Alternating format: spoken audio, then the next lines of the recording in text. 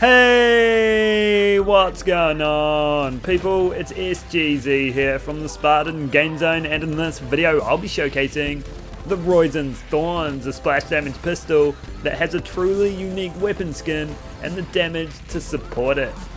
I'll be letting you know where you can get one, explain what it does and how you can get it dealing the most damage. If you enjoyed the video, I'd appreciate it if you could drop a like, feel free to subscribe if you haven't already, or even follow me on Twitter, and let's crack into it.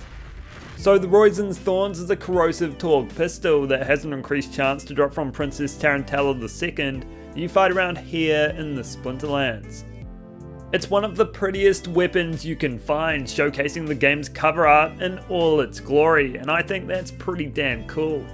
It comes with the standard Torx switch, enabling you to change between sticky and impact modes.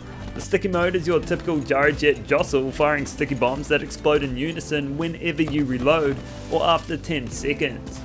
The power of the triggered explosion is increased by 13% per gyrojet and can have it stacking decent damage, but it's nothing compared to its impact mode.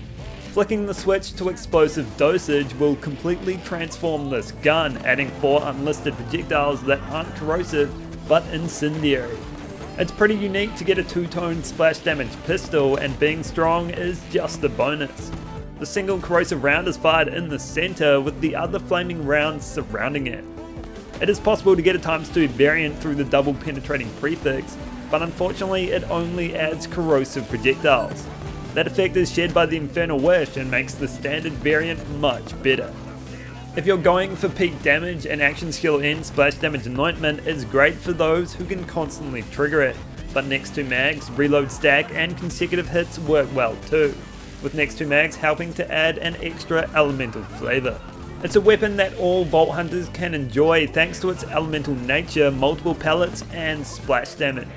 Zane can get it blooming like a sunflower in the grasslands of New Mexico. Its multiple pellets help it to proc kill skills and cover a large area of destruction.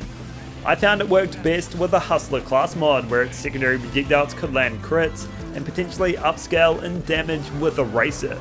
Although that is possible, it can't be abused to the extent of some other splash damage weapons, but is still where you'll find yourself hitting Zane's damage ceiling.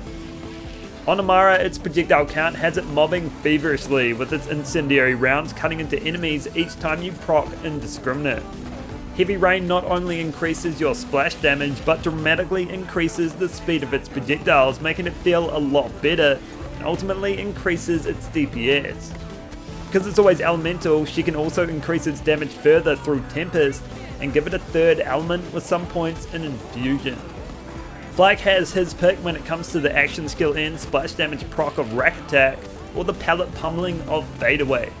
Both serve equally well, dealing good damage whenever all its projectiles land. All those projectiles will see you resetting your action skill a lot faster than similar weapons, and Megavore will raise damage further by having more of them count as criticals.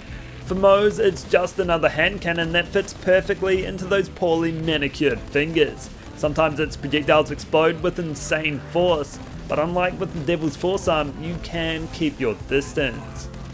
Its blast radius is wide thanks to how naturally spread out its projectiles are, makes it incredibly forgiving while mobbing.